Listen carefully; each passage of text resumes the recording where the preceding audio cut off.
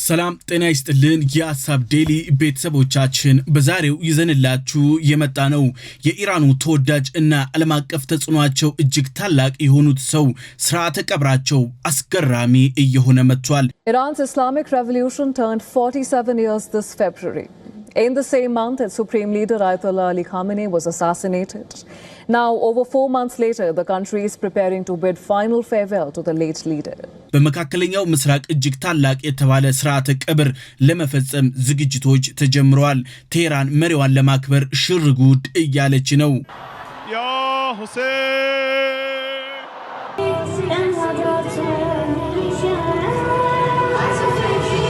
የኢራን ከፍተኛ ባለስልጣናት በቀብር ስነ ስርዓቱ ላይ አንዳችም ችግር እንዳይፈጠር ለእስራኤልና ለአሜሪካ ቆረጥ እንዲሁም ቆፍጠን ያለ ማሳሰቢያን ማስጠንቀቂያን ሰጥተዋል። በቴህራን ህዝብ ለአያቶላህ ኻሜኒ ሽኝት እያደረጉ ይገኛሉ።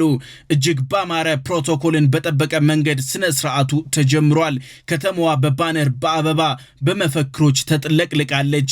እጅግ ውብ የተባሉ አካሄዶች ተጀምረዋል። እጅግ ጥብቅ የተባለ የደህንነት ሽፋንም እየተደረገ ይገኛል። እጅግ ብዙ ህዝብ በሽኝት ፕሮግራሙ ላይ ይታደማል። ለሽኝት የመጣው ተሰናባች ህዝብ በእስራኤልና በአሜሪካ ላይ ከፍተኛ ቁጣቸውን እየገለጹም ይገኛሉ።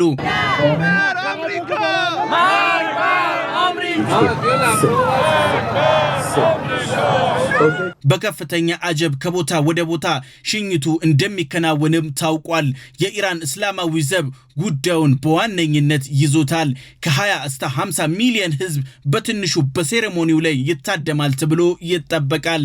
ኢራን በታሪኳ እጅግ ትልቅ የተባለውን ሀገር አቀፍ የሐዘንና የቀብር ስነ ስርዓት እያዘጋጀች ነው። ለ3 ቀናትም የሽኝት ቆይታ ይኖረዋል ተብሎ ይጠበቃል። አስክሬኑ በግራንድ ሞሳላ ሃይማኖታዊ ማዕከል ውስጥ ለህዝብ እይታ ክፍት ተደርጓል። በዚህ ሰዓት ቴህራን በፕሮግራሙ ላይ አሜሪካና እስራኤል ትንኮሳ ካደረጉ በሚል እጅግ ከፍተኛ የአጸፋ ምላሽ ለመስጠት የሚያስችል ዝግጅቶችን እያከናወነች ትገኛለች። የአየር ክልል እገዳም ተቀምጧል። በርካታ ከተሞች የጸጥታ ሁኔታ እጅግ ጥብቅ በተባለ ደረጃ ላይ ይገኛሉ። ገደቦች እዚህም እዛም እየተስተዋሉ ነው። የሀገሪቱን ከፍተኛ የአመራር ቦታ የተረከቡት ልጃቸው ሙጅተባ ኻሜኒ በደህንነት ምክንያት ወደ ቀብር ስነ ስርዓቱ ላይ በስጋት የተነሳ እንደማይገኙ ታውቋል። ከ30 የሚበልጡ ሀገራት እንደሚመጡ ልኡካን ቡድናቸውን እንደሚልኩ በቀብር ስነ ስርዓቱ ላይ እንደሚታደሙም ይጠበቃል። የፓኪስታን ጠቅላይ ሚኒስቴር፣ የቻይና፣ የህንድ፣ የአፍጋኒስታን እና የሌሎች ጎረቤት ሀገሮችም ይታደማሉ ተብሎ ይጠበቃል። የሐዘን ፕሮግራሙ በቴህራን ከተጀመረ በኋላ ወደ ኢራቅ ቅዱሳን ከተሞች ያምራል ተብሎ ይጠበቃል። የቀብር ስነ ስርዓቱ የጊዜ ሰሌዳና ቦታዎቹ በኢራን እስላማዊ ዘቡ ግልጽ እየተደረጉ በአሁን ሰዓት ላይ ይገኛሉ። በመጨረሻም የቀብሩ ዕለት በተወለዱበት ቦታ ይሆናል ተብሎ ይጠበቃል። የጊዜ ሰሌዳዎቹ እንዳለው የደህንነት ሁኔታ ሊቀያየር ይችላል ተብሎም ይጠበቃል። አንፉሰሁም ወአምዋለሁም ቢአነ ለሁሙል ጀነ። በምዕራቡ ዓለም የማህበራዊ ሚዲያዎች ላይ እጅግ ግዙፍ የተባለ ውዝግቦች እየተነሱ ይገኛሉ። አሜሪካዊቷ የቀኝ ክንፍ አክቲቪስት ላውራ ይሄ የቀብር ስነ ስርዓት ለእስራኤል ጦር እጅግ ምቹ የሆነ የጥቃት ኢላማ ነው በማለት በጻፈችው አስተያየት የተነሳ ከፍተኛ ቁጣ ተነስቷል። በኔታንያሁና በትራምፕ በኩል ያለው ፍጥጫ ሊባባስ እንደሚችልም መረጃዎች እየጠቆሙ ይገኛሉ። የእስራኤል ጦር እርምጃ ሊወስድ ይችላል የሚሉ መላምቶች አሁን እየጨመሩ መጥተዋል።